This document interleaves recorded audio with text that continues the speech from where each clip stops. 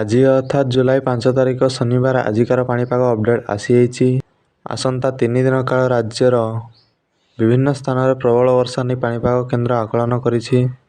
लघुचाप प्रभाव में जारी रहिबा प्रबल वर्षा। आज बाहुड़ा यात्रा राज्यर अधिकांश स्थान हालुकारु मध्यम धरणर वर्षा हो पारे एवं पवन सह घड़घड़ीर आशंका मध्य रही। आज 20टी जिला को वर्षा नहीं वार्निंग जारी कला भुवनेश्वर स्थित आंचलिक पाणीपाग विज्ञान केन्द्र। 20टी जिला मध्य 10टी जिला को प्रबल अति प्रबल वर्षा नहीं येलो वार्निंग जारी कराई एवं एही जिला गुड़िकर पवनर बेग 30 ରୁ 40 किलोमीटर प्रति घंटा रहिबार संभावना अछि। अन्य 10टी जिले में सामान्य मात्र वर्षा होबार संभावना अछि।